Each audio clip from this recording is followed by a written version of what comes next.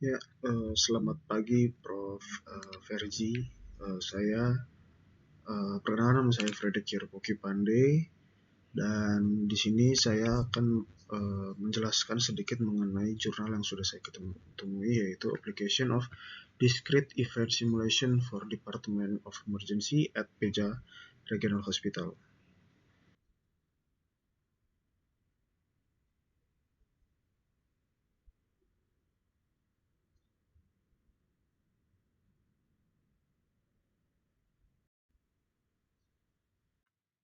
Nah, di sini saya akan menjelaskan latar belakang terlebih dahulu. Di sini rumah sakit itu tidak hanya dinilai melalui kemampuan dokternya untuk menyembuhkan pasien. Namun di sini rumah sakit itu dinilai juga dari kualitas pelayanannya. Namun pada rumah sakit PJ ini memiliki masalah dalam waktu pelayanan yang cukup lama, atau bisa dibilang waktu dari awal pendaftaran hingga uh, hingga selesai dilayani itu yang cukup lama. Nah, hal ini tuh mempengaruhi kualitas pelayanan di rumah sakit.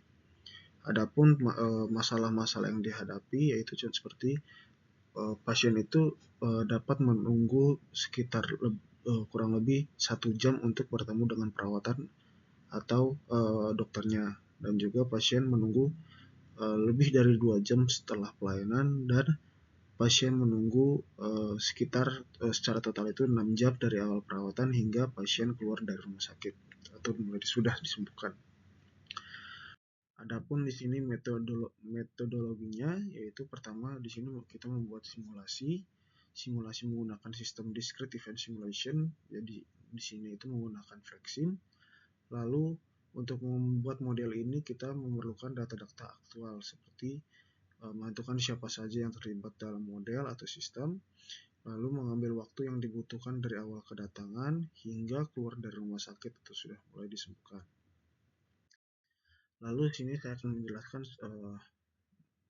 alurnya, yaitu pertama dari awal pasien itu dilakukan uh, pengumpulan data mengenai pasien tersebut, lalu akan dilakukan triase. Di sini bisa dilihat di sebelah kanan, melakukan triase, lalu pasien itu akan golongkan apakah ini tuh emergency atau tidak. Lalu jika pasien tersebut menggunakan ambulan, dia akan langsung diberikan pilihan untuk masuk ke dalam emergency room ataupun tidak. Jika emergency room itu available, maka pasien akan dimasukkan ke dalam ruangan. Lalu secara paralel dia akan juga dilakukan register pasien. Nah, lalu pasien tersebut akan jika masih memerlukan triase, dia akan dimasukkan ke dalam X-lab, lalu dilakukan triase dan digolongkan kembali.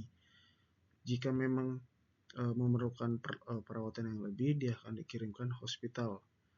Lalu jika tidak, pasien tersebut akan dimasukkan ke dalam tipe-tipe tertentu, yaitu ada surgery, pediatrics, orthopedics, dan juga medicine. Lalu jika pasien itu sudah selesai diobati, lalu bisa dikirimkan dipersiapkan dokumen yang diperlukan, lalu bisa dirujuk ke hospital lain ataupun bisa dirujuk kembali pulang. Jika masih belum selesai, pasien ditentukan apakah dia masih bisa menunggu untuk disembuhkan. Jika masih bisa, dia akan masukkan ke ruang observasi. Lalu sambil menunggu sampai ruangannya masih ada, dia baru masuk ke dalam ruangan lalu memenuhi dokter yang ada. Lalu di sini ada juga pasien yang datang langsung ke dalam ruang emergency. Ruang emergency di sini jika memang yang bisa dibilang cukup emergency, dia bisa langsung masuk ke ruang emergency dan melanjutkan flow yang seperti tadi. Sedangkan jika belum tersedia jika tidak emergency, dia bisa melakukan register terlebih dahulu, melakukan triase, lalu